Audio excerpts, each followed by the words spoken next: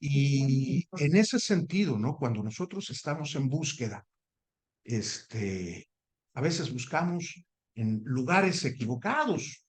E insisto, si hay alguien interesado en la salvación de las almas es Cristo, y Él es quien nos busca y nosotros debemos dejarnos encontrar. ¿Cuándo nos va a salvar Cristo? ¿Cuándo nos va a rescatar? ¿Cuándo vamos a tener nosotros un encuentro? Precisamente cuando se lo permitimos, y en ese sentido, lo que nosotros debemos de buscar es una sana doctrina. Dentro de la sana doctrina, sabemos que debe de ser bajo lo que tenemos escrito en la Biblia. Porque bueno, como bien lo menciona Pablo a Timoteo, hay mucha gente que se la da de doctores de la ley, ¿sí? Y lo único que hacen es distorsionar la sana doctrina, ¿sí? La salvación, como nosotros sabemos, es por fe. La salvación es por fe. Y en eso no hay duda alguna, ¿sí? Somos salvos por la gracia, por medio de la fe, ¿sí? Eso lo tenemos escrito en Efesios 2:8. Porque por gracia sois salvos por medio de la fe, y esto no de vosotros, pues es don de Dios. Muy claro, para ser salvos, lo único que nosotros tenemos que hacer es creer, ¿sí? Tener fe en Dios. Dentro de esos encuentros o esa búsqueda que yo tenía, me llevó a una religión amistosa en donde decían que como somos salvos por la fe, ya la ley ya no está vigente, ¿sí? No debemos de cumplirla, ¿sí? Pero también el apóstol Pablo en Romanos 3:31 dice, luego por la fe invalidamos la ley en ninguna manera, sino que confirmamos la ley. Yo veo aquí una contradicción, o sea, ¿somos salvos por la ley y somos salvos por la fe? ¿O somos salvos por la fe o salvos por la ley? Todos sabemos que Dios no se equivoca, Dios no es contradictorio, ¿sale? Entonces, decir que somos salvos por obras, ¿sí? Decir que la ley sigue vigente, muchas personas dicen que ellos son legalistas, ¿sí? Y si nos vamos al punto en donde decimos todo es salvo por gracia, no tenemos que hablar de la ley, pues nos hace liberales. Ah, caray. ¿Cuál es la verdad? ¿Qué debemos de saber? ¿Qué debemos de practicar? ¿Cómo debemos de conducirnos? ¿Sale?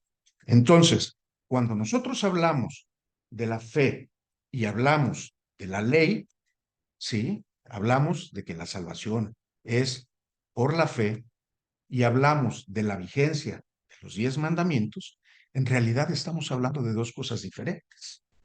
Una cosa es la salvación y otra cosa es la vigencia de la ley.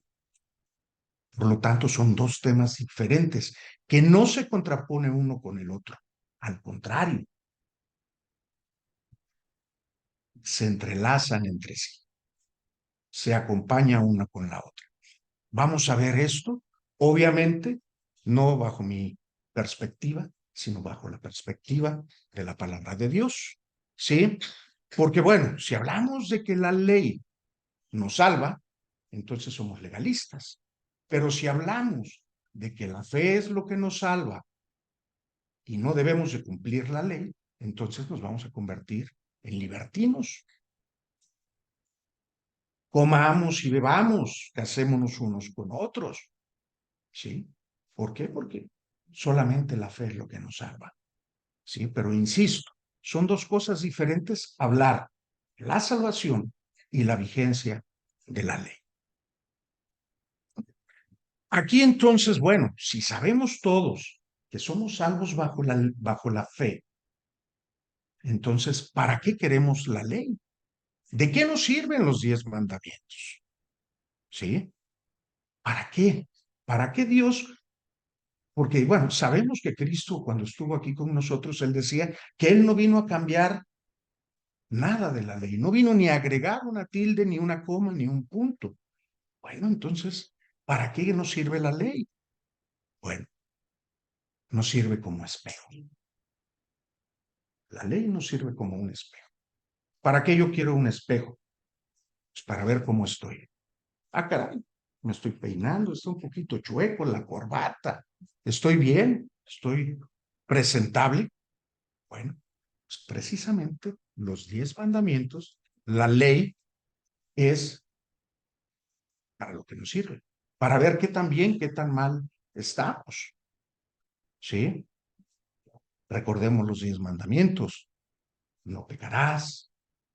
Y vamos a hablar que, bueno, no mentirás. A lo largo de nuestra vida, ¿cuántas mentiras hemos dicho? Todos,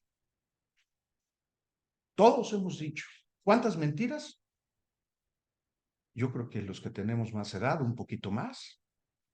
Los jóvenes también las dicen. Bueno, entonces, ¿para qué nos sirve? Precisamente, la ley nos sirve para ver qué tan bien, qué tan mal estamos. ¿Sí?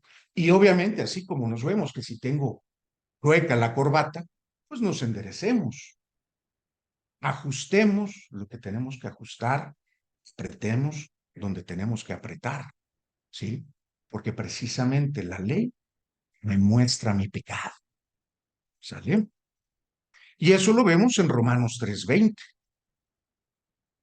ya que por las obras de la ley ningún ser humano será justificado delante de la ley, de él, porque por medio de la ley es el conocimiento del pecado. O sea, la ley nos muestra el pecado, nos hace conscientes que hay un pecado. ¿Y qué es el pecado? Más adelante lo vamos a ver. ¿Sí? En Romanos 7:7, ¿qué diremos pues? ¿La ley es pecado? En ninguna manera. La ley no es pecado, ¿sí?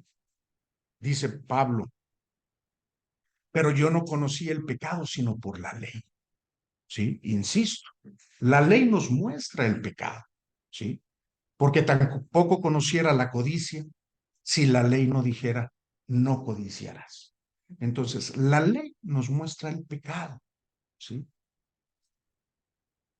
¿Y para qué no lo muestra? Precisamente para que hagamos los ajustes, para que hagamos las correcciones en nuestra vida, ¿sí? Jesús vino a este mundo y vino ¿para qué? Para salvarnos del pecado, ¿sí? Esto lo vimos, bueno, en Efesios 2:8-9, porque por gracia sois salvos por medio de la fe y esto no de vosotros, pues es don de Dios. Pero también tenemos en Primera de Juan 3:4, en donde dice, todo aquel que comete pecado infringe también la ley, pues el pecado es la infracción de la ley. Entonces, el pecado nos muestra, perdón, la ley nos muestra el pecado, sí, nos muestra el pecado. Y nosotros, cuando pecamos, estamos infringiendo la ley. ¿Qué sucede? Me remito a que la experiencia que yo tuve en aquella religión amistosa, en donde decían que ya no es necesario el cumplimiento de la ley, que ya somos salvos por la fe y que no estamos obligados a cumplir la ley. ¿Qué es lo que sucede? Quitan la ley. Y si ya no hay ley, ya no hay pecado. Y al ya no haber pecado, entonces ya no necesitamos a Jesús. Quitémoslo de la ecuación. Tremenda herejía. Sí. Entonces, insisto, hablar de la salvación y la vigencia de la ley no son cosas que se contraponen. Al contrario, se entrelazan. ¿Sí? Porque en efecto, somos salvos por medio de la fe. Pero la ley me muestra que estoy mal y por lo tanto que necesito un redentor. que necesito a alguien que me salve, alguien que perdone mis pecados, ¿sí? Porque si yo me voy al otro extremo de decir que yo voy a cumplir nada más la ley, entonces estamos haciendo a un lado a Jesús. Y caray, lo que padeció Jesús en su pasión, crucifixión y muerte, híjole, cuán ingratos seríamos de quitar a Jesús de la fórmula, de nuestra ecuación, ¿sí? Entonces, la ley me muestra que estoy mal, que yo necesito de Jesús, ¿sale? Bien. ¿Para qué sirve la ley? Bueno, además de mostrarme mi pecado, o además de mostrarme el pecado, me guía Cristo. Ya lo vimos, ¿no? Necesitamos de Cristo. ¿Por qué? Porque yo voy a pecar todos los días de mi vida. Hoy sí y mañana también.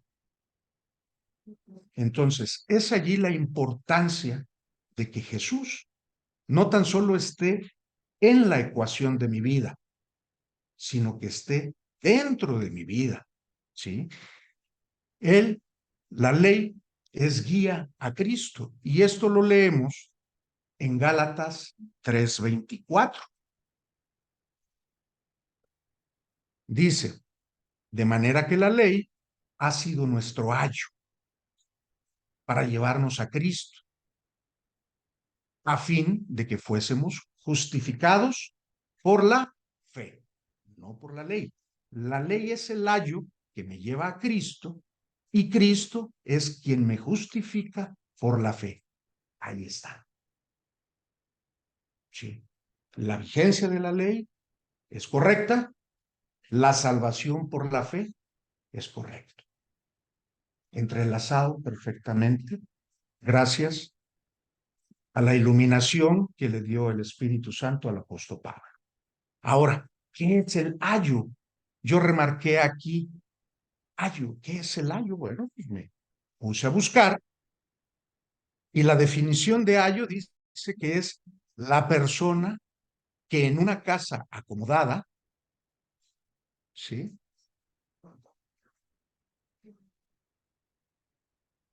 Ups, me cerró aquí.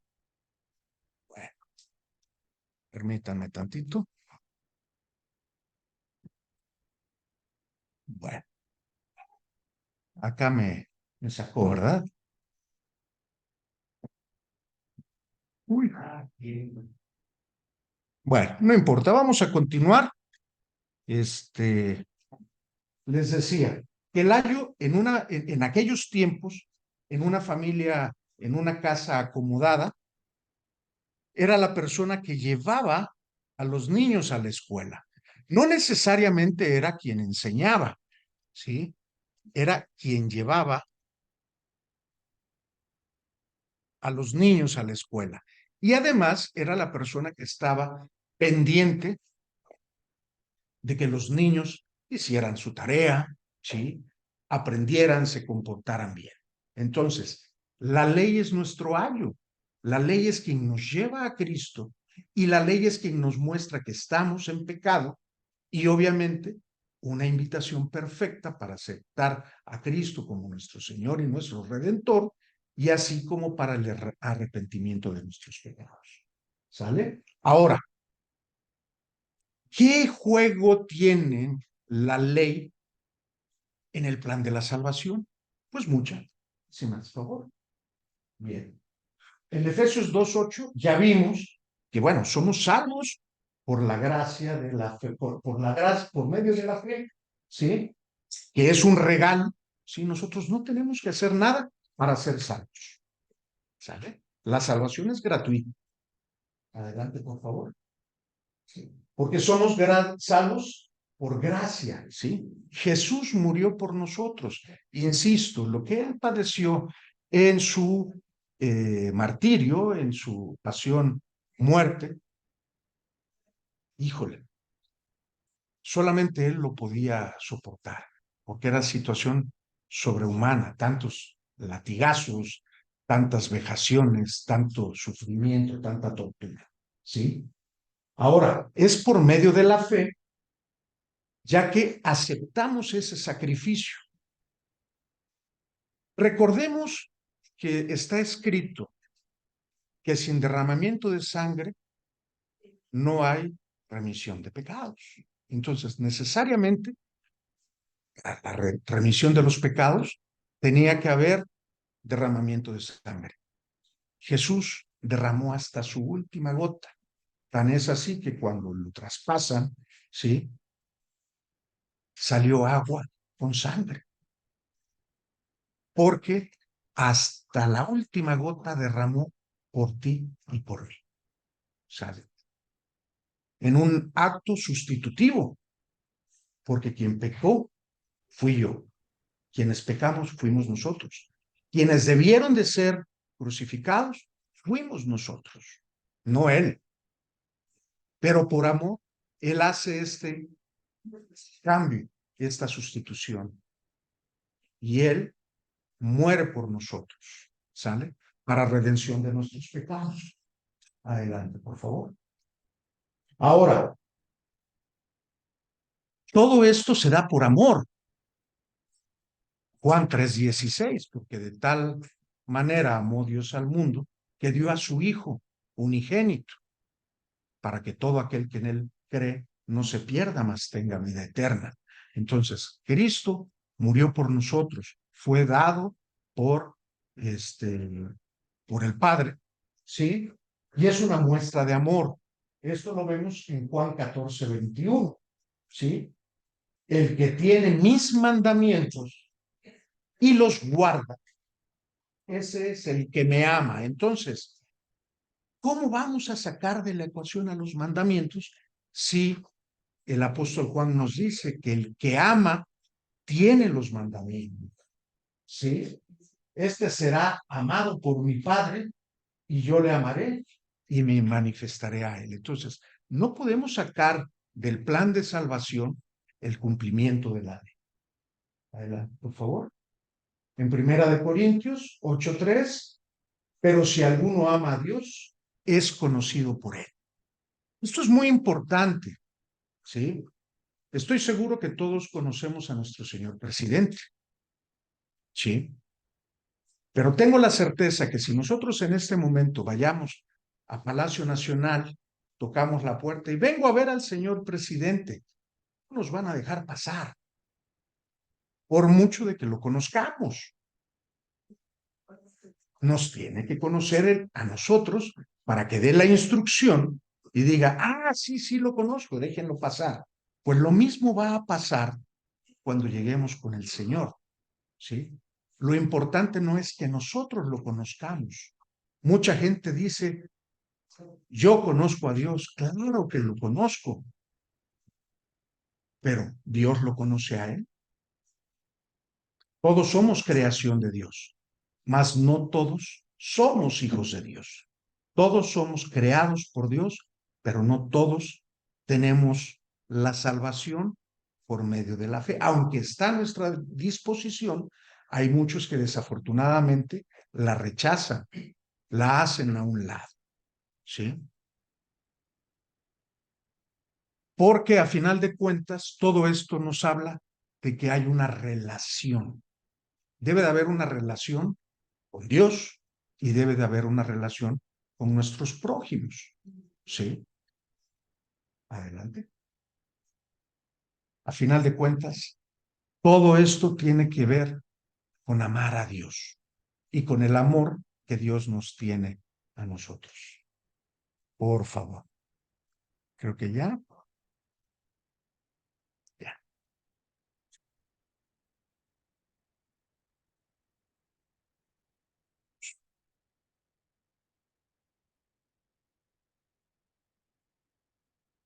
Bueno,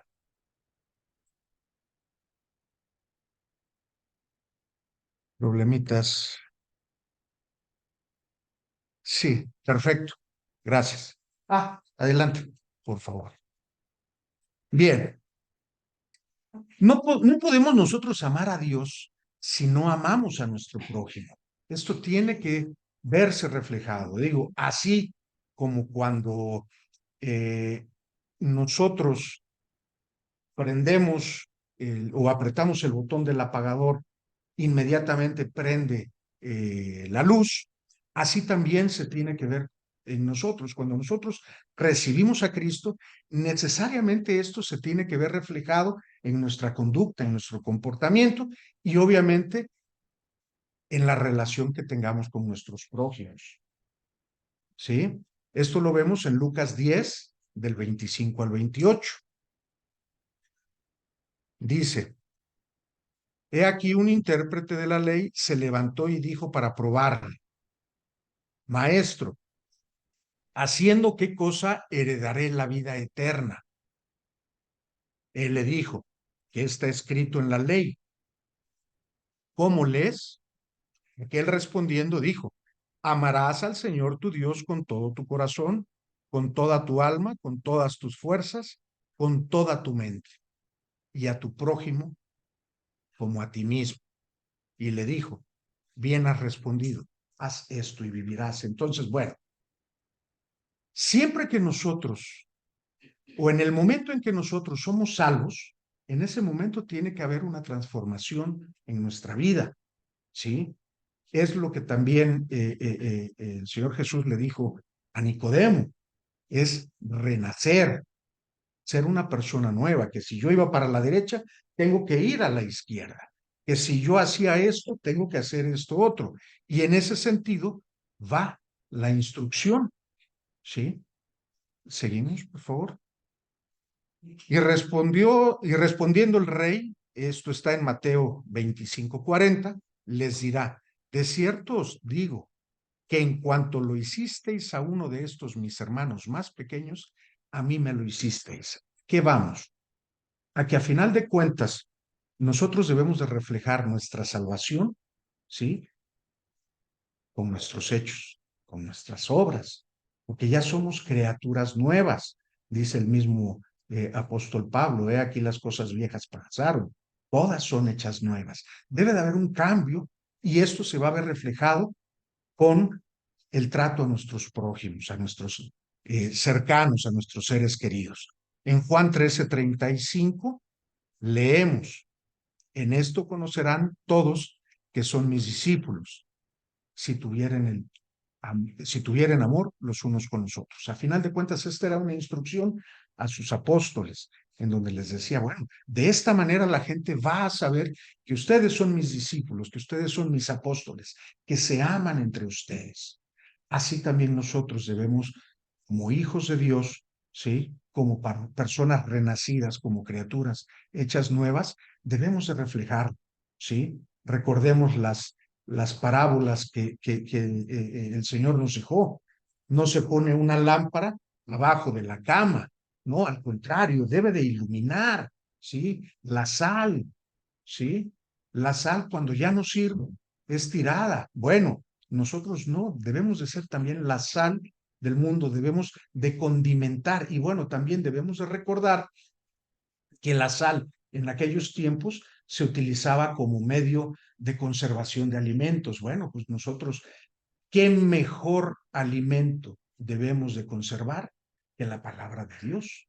Debemos de apegarnos a la palabra de Dios. Debemos de compartir el verdadero evangelio. Debemos de compartir las instrucciones tal cual nos las dejó nuestro Dios, ni más ni menos que lo que nos dejó Dios y que lo tenemos perfectamente plasmado en nuestra Biblia. ¿Sale? Ahora, ¿cómo vamos a demostrar ese amor de Dios al prójimo? Hay una consecuencia. Guardemos los mandamientos. No mintamos, no robemos, no deseemos las cosas que no nos corresponden. ¿Sale? Amemos a nuestro Padre, honremos a nuestros padres. Oye, pero mi padre es alcohólico, no importa, la instrucción no es honra a tu padre si es bueno, dice honralo tal cual sea. ¿Sale? En Juan 14:15 hay una instrucción clarita por la que debemos de guardar los mandamientos. si me amáis, guardad mis mandamientos. Estas son palabras de Dios. En las Biblias vigentes, en donde están las palabras de Dios o las palabras de Jesús escritas, están en rojo. Estoy seguro que si lo buscan en su Biblia, dice, si me amáis, guardad mis mandamientos, y está en letras rojas, porque son palabras, son instrucciones directas de Jesús. En Juan 14:21, un poquito más adelante, dice, el que tiene mis mandamientos y los guarda es el que me ama, y el que me ama será amado por mi Padre. Yo le amaré y me manifestaré en él. ¿Cuál es la manifestación más grande de Cristo en la presencia de cualquier persona? El amor. Recordemos que Dios es amor, Jesús es Dios, y si Jesús está en nosotros, si Jesús está entre nosotros, debemos de demostrar, debemos manifestar a Dios. Amor. Más adelantito, en Juan 15:10, dice, si guardareis mis mandamientos, permaneceréis en mi amor, así como yo he guardado los mandamientos de mi Padre y permanezco en su amor. A final de cuentas, el amor es la presencia de Dios en nosotros, la manifestación de que Dios está en nosotros y de que somos salvos. ¿Sí? Ahora, les voy a presentar en este momento un pequeño análisis de los dos esquemas que he estado platicando con ustedes. Por un lado, en un extremo, está los que dicen amar a Dios, pero no guardan la ley. ¿Qué sucede aquí? Las personas casadas van a estar de acuerdo conmigo. Decimos que amamos a nuestra pareja, pero ¿qué sucede? No guardamos la ley. Nos damos ese lujito de ser infieles. Nos damos ese lujito, ¿sí? De no cumplir la ley. Ah, caray, ¿cómo está eso? Lo mismo pasa cuando queremos o decimos ser salvos, pero no cumplimos la ley. Le estamos siendo infieles a Dios, ¿sí? ¿Qué sucede? No creen que la ley está vigente o simple y sencillamente quieren modificar la ley, porque claro está, no cometerás adulterio, pero nos damos ese lujito. Yo amo a mi esposa y le soy infiel. Yo amo a Dios, pero no cumplo sus mandamientos. ¡Wow! Tremenda situación. Esto lo leemos, por ejemplo, en Primera de Juan 2:4. Dice, el que dice, yo le conozco y no guarda sus mandamientos, el tal es mentiroso y la verdad no está en él. Cuando dice, la verdad no está en él, recordemos palabras de Jesús que dijo, yo soy el camino, la verdad.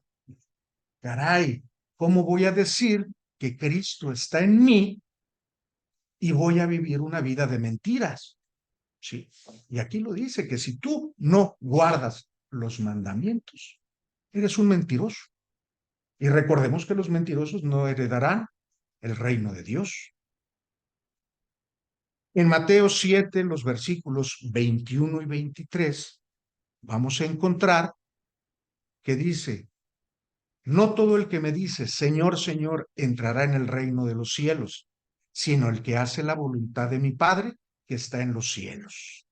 Aquí vemos precisamente lo que hemos estado analizando, ¿sí? Que debemos llamar a Dios, debemos aceptar la salvación que Él nos ofrece y además de esto, debemos de cumplir los mandamientos. Debemos de cumplir su ley. En el versículo 23, y entonces les declararé, nunca os conocí, apartaos de mí, hacedores de maldad. ¿Sale? Esto viene a reforzar lo que yo les decía. No importa que nosotros digamos conocer a Dios. Aquí lo importante es que Dios nos debe de conocer a nosotros. Dios nos debe de reconocer como sus hijos. ¿Sale? Este es un extremo, el extremo de los que dicen amar a Dios y no guardan la ley. tenemos el otro extremo, que dicen que guardan la ley, pero no aman a Dios. Me remito nuevamente al caso del matrimonio. Yo le soy fiel a mi esposa, es más, no la engaño, pero tristemente, a pesar de que estoy casado con ella, no la amo. ¿Cómo está eso? Ay, es que yo estoy con mi esposa nada más por los muchachos, por los niños. Cuán tristeza, ¿sí? En este caso, las personas que dicen cumplir la ley, pero no aman a Dios, le dan atributos a la ley. Piensan que cumpliendo la ley van a ser salvos. Estos sí son legalistas, le están dando atribuciones a la ley que no le corresponden a la ley, ¿sí? Porque si por ley fuéramos salvos, Dios no hubiera mandado a su Hijo a padecer todo lo que padeció. Creo que todos los que somos padres entendemos perfectamente que si nosotros podemos evitarle algún padecimiento a nuestros hijos, con gusto lo haríamos. Es más, quitamos a nuestros hijos y nos ponemos nosotros. Dios, en su soberanía y en su omnisciencia, lo permitió porque era necesario, ¿sí? Ahora, dentro de los legalistas, hay algunos que son legalistas por cuestiones sociales. Ay, es que yo soy un distinguido profesor, soy un político muy conocido, deben de conocerme todos como una persona que cumple la ley. Sí, pero no está amando a Dios, ¿sí? Muchos religiosos cumplen la ley por obligación, ¿sí? Pues simple y sencillamente nacieron en un hogar en donde se enseñaron altos estándares éticos y morales y cumplen la ley cabalmente. Yo me hago la pregunta, cumplen la ley cabalmente, no estarán incumpliéndola, precisamente diciendo una pequeña mentira. Recordemos que dice la palabra, que el que incumple la ley en uno de sus mandamientos, incumple todos. ¿Sale? Ellos cumplen a la letra la ley, pero no su espíritu, no su esencia. ¿Vale? Y de entrada, pues ya la están incumpliendo. Por favor. Están bajo la ley, pero no están bajo la gracia. Y ya vimos que por gracia sois salvos. Entonces, por mucho que cumplan la ley, por mucho que quieran apegarse a la ley, jamás van a poder alcanzar la salvación. Porque claro está, por gracia soy salvos. Bien.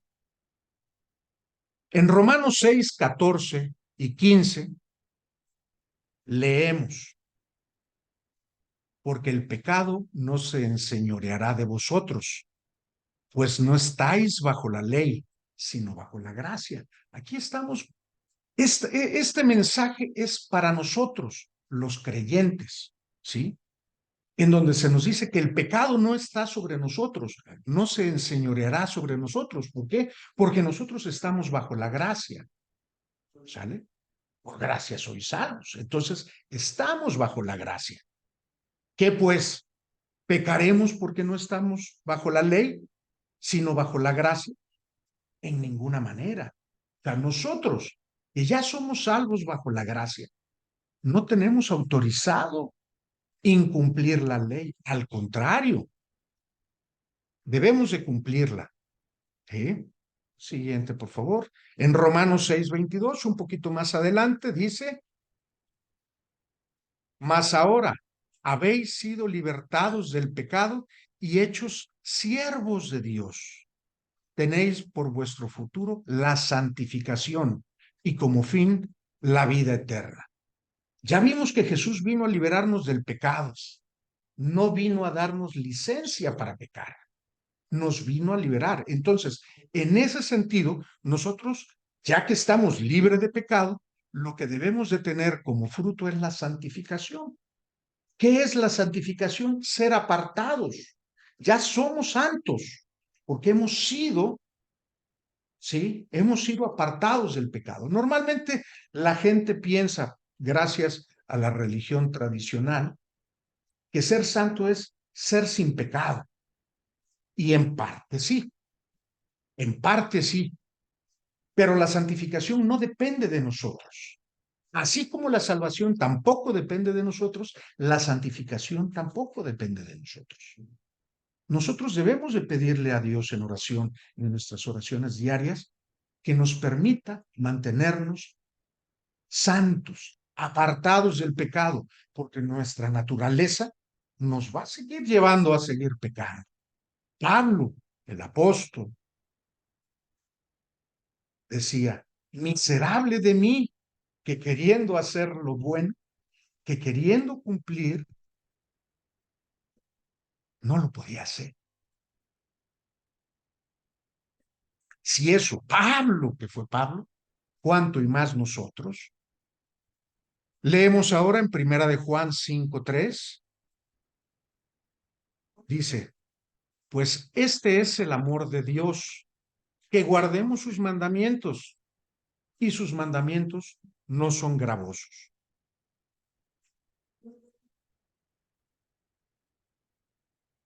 Mismo Jesús dice que su yugo es ligero. Afortunadamente para los que hemos sido liberados del pecado, que hemos sido eximidos de la condena del pecado y hemos sido liberados de su práctica, tenemos en Cristo a nuestro ayudante. Y no nada más a él. Recordemos que él dijo que convenía que él se fuera, que él se tenía que ir, porque si él no se iba, entonces no vendría el Espíritu Santo. ¿Qué es el Espíritu Santo? La presencia de Dios en estos momentos entre nosotros. Debemos de pedir mucho la presencia del Espíritu Santo entre nosotros. ¿Sale? Porque estamos viendo que seguimos estando obligados a guardar los mandamientos, pero ya no como una persona que está obligada por estar obligada. No, lo vamos a hacer de manera natural, de manera cotidiana.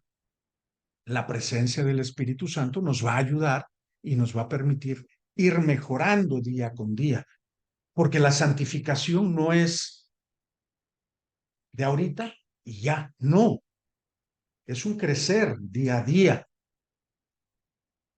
Recordemos como cuando nacemos físicamente, nacemos bebitos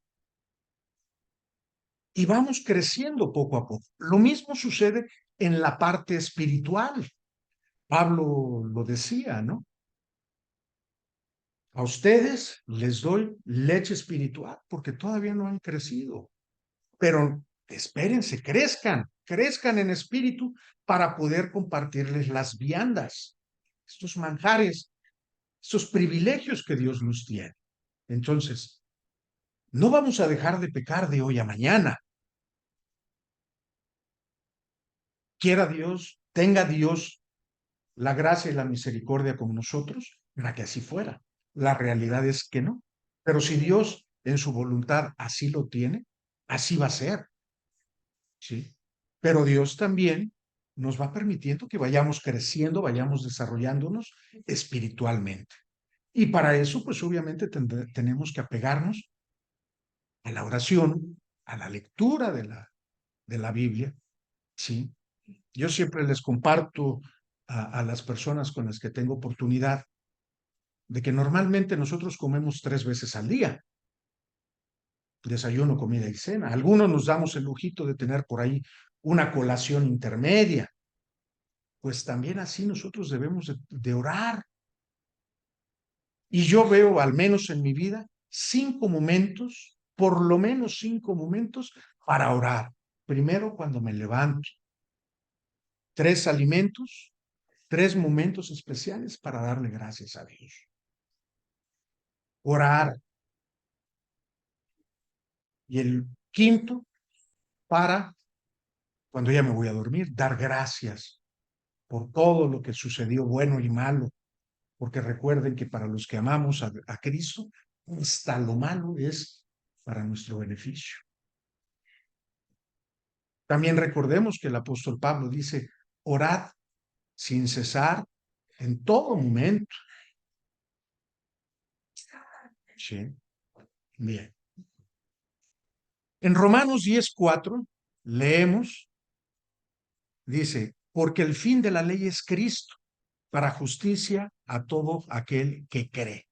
Este versículo es ocupado mucho por los legalistas, en donde dicen, es que Cristo vino y en Cristo es el fin de la ley.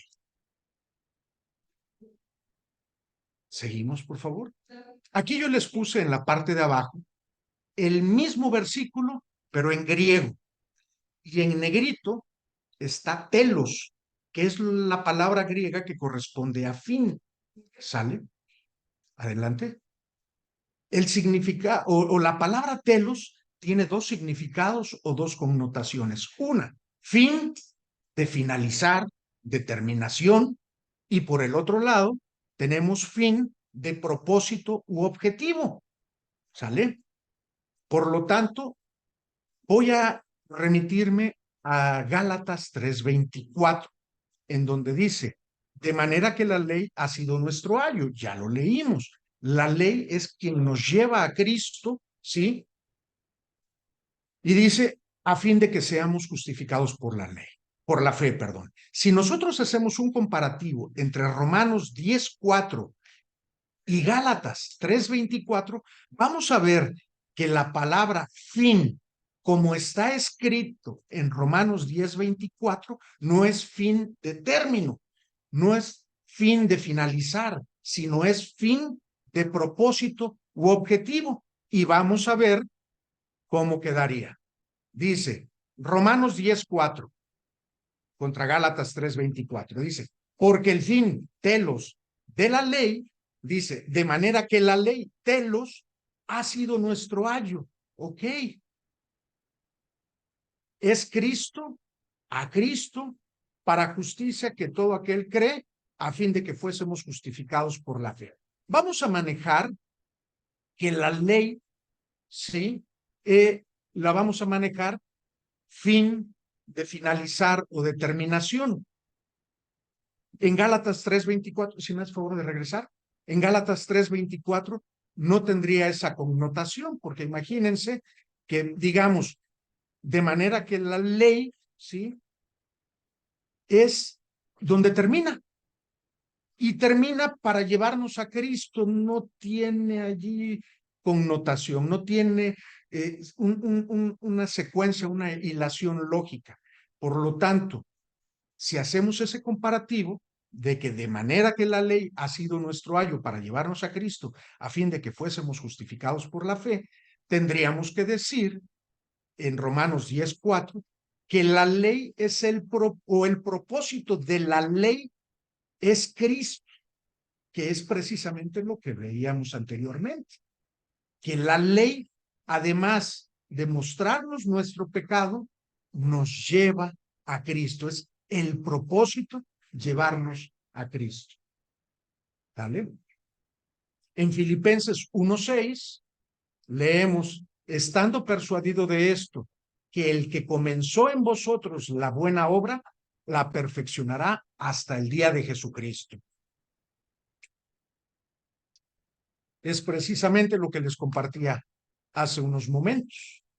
La santificación no es de que en este momento aceptamos a Cristo y ya dejamos de pecar. No, aquí no lo dice claramente el apóstol Pablo, que en el momento en que comenzó, en el momento en que nosotros aceptamos a Cristo, ¿sí? Empezó la buena obra y se va a ir perfeccionando, ¿sí? Se va a ir perfeccionando hasta cuándo, hasta que nosotros muramos o hasta el momento en que regrese Cristo. Entonces, debemos de buscar esa santificación, debemos de esforzarnos. Acordémonos que el apóstol Pablo maneja el ejemplo, hace la analogía de los corredores, ¿sí? se preparan y corren la buena carrera, corren, sí, también maneja al militar, al soldado, sí, peleamos la buena batalla, sí. De entrada ya tenemos la victoria en nuestras manos. ¿Que va a ser paulatina? Sí. ¿Que va a ser gradual? Sí. En primera de Juan 2:1 dice, hijitos míos, estas cosas os escribo para que no pequéis. Ahí está. La instrucción es clara, no tenemos que pecar, no tenemos que incumplir la ley, al contrario, tenemos que cumplirla. Pero ¿y si alguno pecare? Abogado tenemos para con el Padre, porque a final de cuentas nosotros pecamos a Dios. ¿Quién es ese abogado? Jesucristo el justo. En Apocalipsis 12:9 leemos, y fue lanzado el dragón, la serpiente antigua, que se llama Diablo y Satanás, el cual engaña al mundo entero. Fue arrojado a la tierra y sus ángeles fueron arrojados con él. ¿Qué pasa aquí? Pues que obviamente Satanás está engañando a todos. ¡Qué gran estrategia! Sí, que crean que son salvos por la fe, pero que no cumplan los mandamientos. O de otro lado, sí, que cumplan los mandamientos, pero que no amen a Dios. Por uno o por otro lado, no se da la salvación. Y no estoy diciendo que la salvación se pierda, ¿sí? La salvación es gratuita, pero dentro de esa salvación nosotros debemos de cumplir la ley. Y aquí se nos dice claramente que Satanás está engañando, tiene grandes estratagemas, grandes mentiras que muchos las creemos, incluso las compartimos. Es por eso que me remito a la primera lectura que hicimos de Timoteo. ¿Sí? Debemos de estar apegados a qué? A la sana doctrina. Leer de manera correcta, entender de manera correcta. ¿Y cuándo se va a dar? Cuando el Espíritu Santo, esa unción del Espíritu Santo que está en nosotros, nos va a revelar todo lo escrito. En Apocalipsis 14:12 también dice, aquí está la paciencia de los santos, los que guardan los mandamientos de Dios y la fe de Jesús. Nuevamente, fe, cumplimiento de la ley. Seguimos, por favor. En Éxodo 31:18 dice, y dio a Moisés cuando acabó de hablar con él en el monte Sinaí, 2 tablas del testimonio, tablas de piedra escritas con el dedo de Dios. ¿Cuán importantes son los 10 mandamientos que Dios mismo se tomó la molestia de escribir con su propio dedo en las tablas de piedra? Como para que ahora digamos, no, rompámoslas. Dios pudo haber escrito así también la Biblia, pero no. Tomó a cerca de 44 personas para que cerca de 1500, en 1500 años, se escribiera la Biblia. Pero los mandamientos son tan importantes que él se tomó la molestia de escribirla y con su propio dedo, como para que ahora vengamos a decir que no tenemos que cumplir.